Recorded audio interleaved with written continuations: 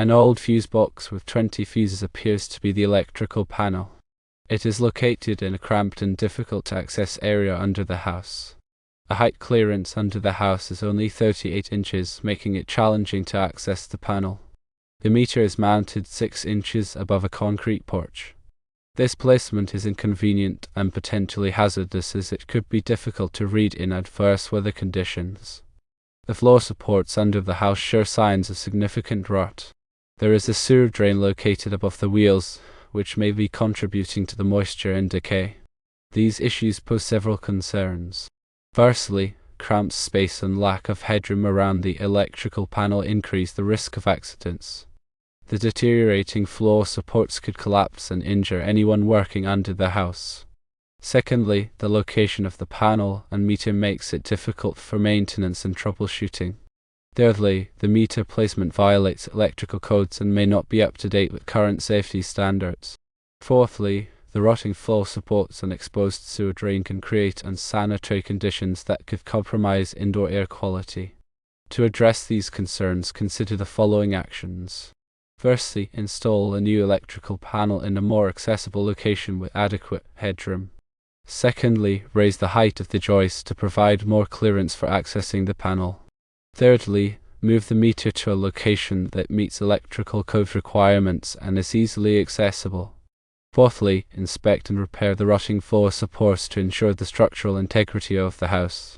Finally, determine the source of the leaking sewer drain and take steps to rectify it. These measures will improve safety, accessibility, and compliance with electrical codes, and address health hazards associated with the deteriorating conditions under the house. Electrical panels must have sufficient working space to allow safe access for inspection, maintenance, and repairs.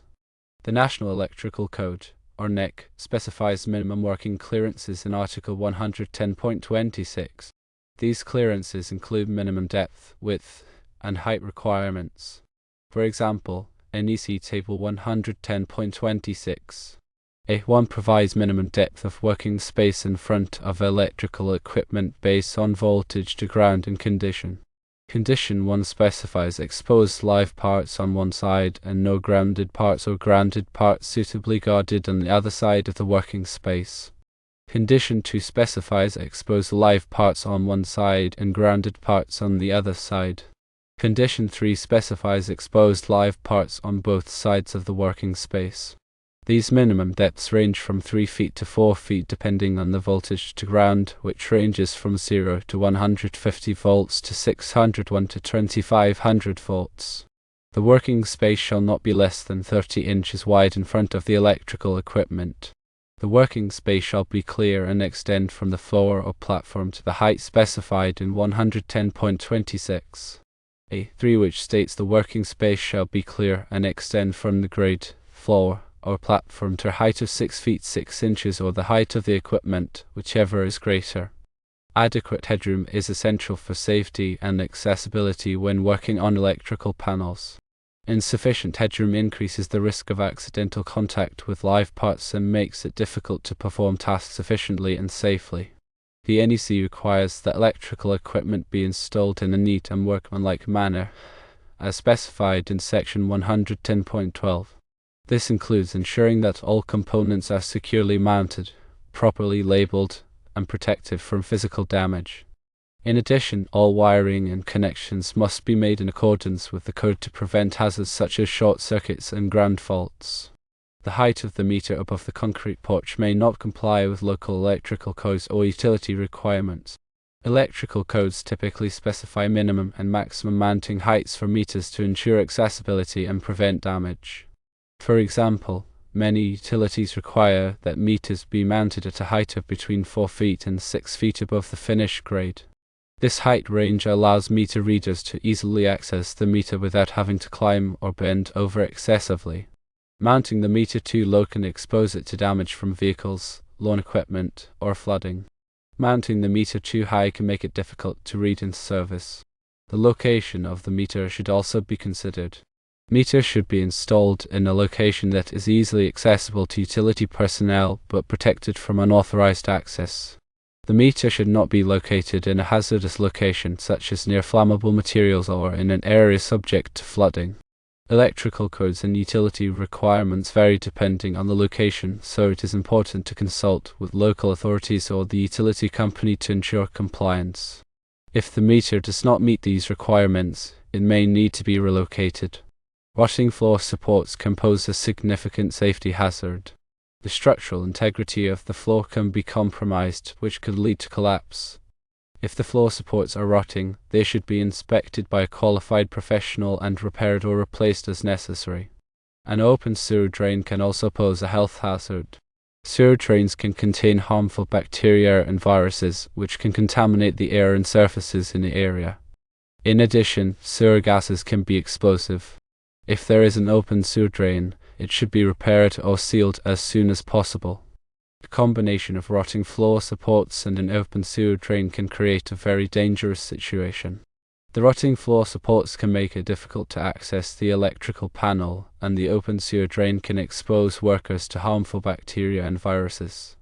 If you must work in this type of environment, it is important to take precautions to protect yourself.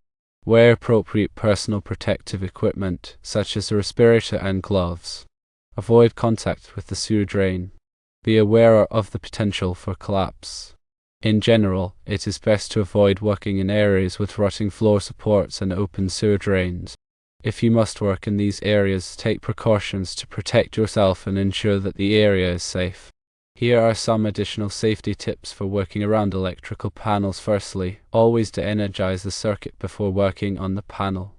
Secondly, use insulated tools. Thirdly, wear appropriate personal protective equipment, such as safety glasses and gloves.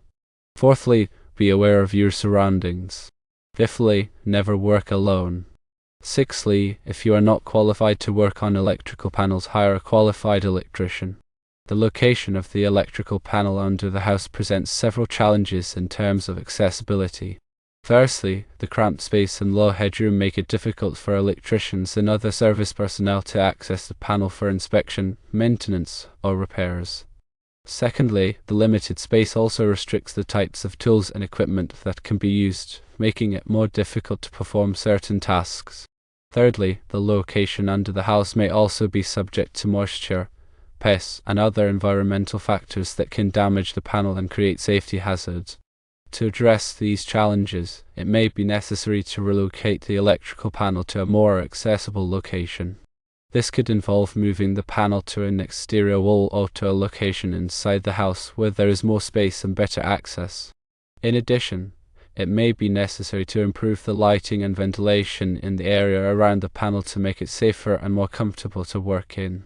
The NEC requires that electrical panels be installed in a location that is readily accessible and provides sufficient working space. The code also specifies minimum clearances around the panel to ensure that workers can safely access and work on the equipment. The location of the meter 6 inches above the concrete porch may also pose several challenges. Firstly, the low mounting height may make it difficult for meter readers to access the meter for reading and maintenance.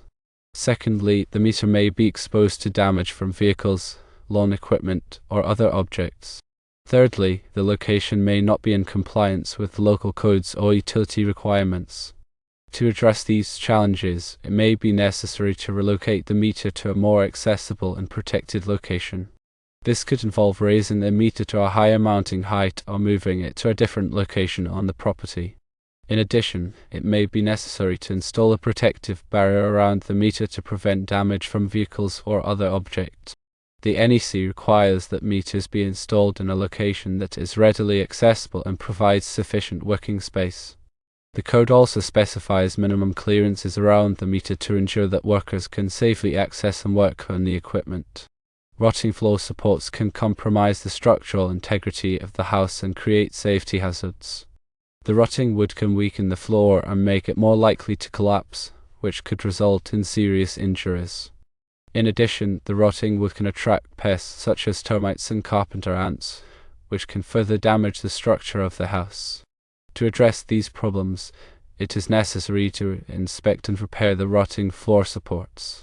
This could involve replacing the damaged wood with new lumber or reinforcing the existing supports with metal brackets or other materials. In addition, it is important to address the source of the moisture that is causing the wood to rot. This could involve repairing leaks in the roof or plumbing, improving ventilation in the crawl space, or installing a vapor barrier to prevent moisture from entering the area.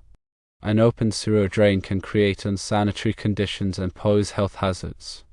Sewer drains can contain harmful bacteria, viruses, and other pathogens that can cause illness. In addition, sewer gases can be toxic and explosive. To address these problems, it is necessary to repair or seal the open sewer drain. This could involve patching the drain with concrete or other materials or installing a new drain line. In addition, it is important to disinfect the area around the drain to kill any harmful bacteria or viruses. The combination of rotting floor supports and an open sewer drain can create a very dangerous situation. The rotting floor supports can make it difficult to access the electrical panel, and the open sewer drain can expose workers to harmful bacteria and viruses. If you must work in this type of environment, it is important to take precautions to protect yourself.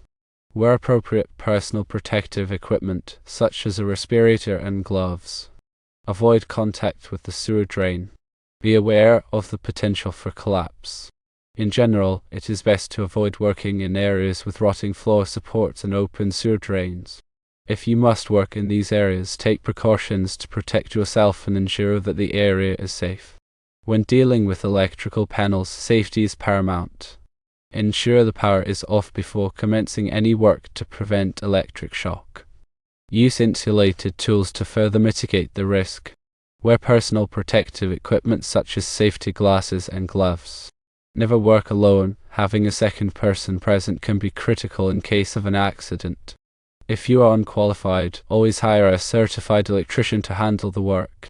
Proper working space around electrical equipment is not just a matter of convenience, but a critical safety requirement mandated by electrical codes. The NEC sets forth specific guidelines to ensure enough space for electricians to safely inspect, maintain, and repair electrical systems. Insufficient working space can lead to increased risk of electrical shock, injury, and even death. The code specifies minimum depths, widths, and heights for working spaces around electrical equipment, taking into consideration factors such as voltage levels and the presence of grounded objects. These clearances provide enough room for electricians to maneuver, use tools, and safely perform their tasks without being obstructed. NEC Table 110.26 A1 dictates the minimum depth of working space in front of electrical equipment based on voltage to ground and specific site conditions. These conditions include whether there are exposed live parts on one or both sides of the working space and the presence of grounded parts.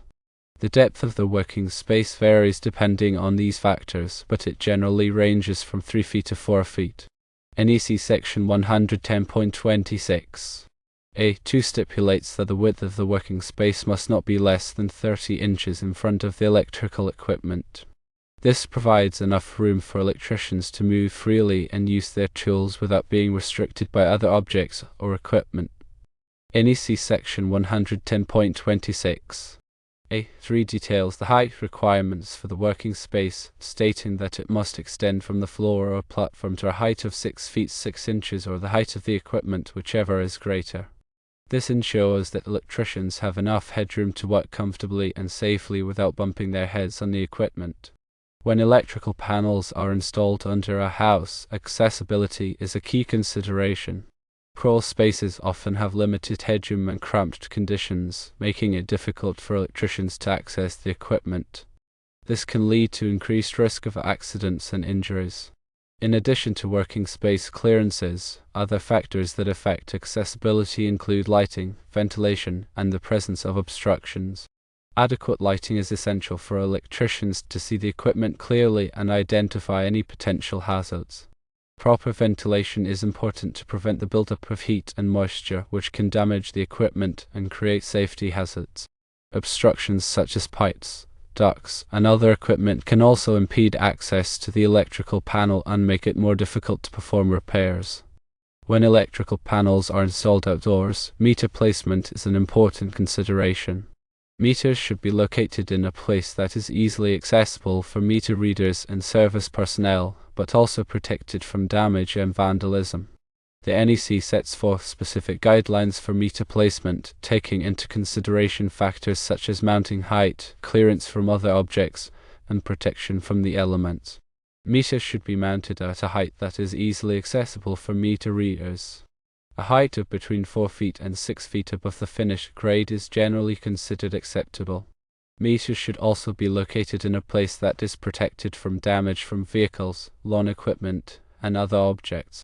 This can be achieved by installing a protective barrier around the meter or by locating the meter in a place that is not easily accessible to traffic.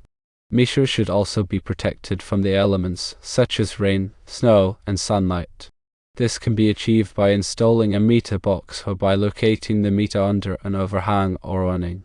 In addition to the NEC requirements, local codes and utility requirements may also dictate specific meter placement guidelines. It is important to consult with local authorities and the utility company to ensure that the meter is installed in compliance with all applicable regulations. In older homes, rotting floor supports can be a common problem. Moisture, pests, and poor ventilation can all contribute to the decay of wood structures. Rotting floor supports can compromise the structural integrity of the building and create safety hazards for occupants. It is important to inspect floor supports regularly for signs of rot and to take prompt action to repair or replace any damaged members. There are several signs that may indicate rotting floor supports, including soft or spongy wood, discoloration, musty odors, and the presence of insects. If you notice any of these signs, it is important to consult with a qualified contractor to assess the extent of the damage and recommend appropriate repairs. Depending on the severity of the rot, repairs may involve replacing individual wood members, reinforcing existing members with steel plates or brackets, or applying chemical treatments to prevent further decay. In some cases, it may be necessary to completely replace the entire floor structure. When repairing or replacing floor supports, it is important to address the underlying cause of the rot. This may involve repairing leaks, improving ventilation, or treating the wood with preservatives to prevent future decay. Open sewer drains can create unsanitary conditions and pose health hazards to occupants. Sewer drains can contain harmful bacteria, viruses, and other pathogens that can cause illness. They can also emit foul odors and attract pests. It is important to repair or seal any open sewer drains promptly to prevent the spread of disease and to maintain a healthy living environment. There are several ways to repair or seal open sewer drains, depending on the severity of the damage. Minor cracks and holes can be patched with epoxy or other sealing compounds. More severe damage may require the replacement of the drain pipe or fitting. In some cases, it may be necessary to install a new sewer drain system. When repairing or sealing open sewer drains, it is important to take precautions to protect yourself from exposure to harmful bacteria and viruses. Wear gloves, eye protection, and a respirator to avoid contact with sewage. Disinfect any tools or equipment that come into contact with sewage. If you experience any symptoms of illness after exposure to sewage, seek medical attention. Improving safety, accessibility, and compliance with electrical codes are essential steps in addressing these issues. Regular inspections and maintenance can help to identify potential problems early on and prevent them from becoming more serious. By addressing these issues promptly and effectively, you can ensure the safety and well-being of occupants and protect the value of the property.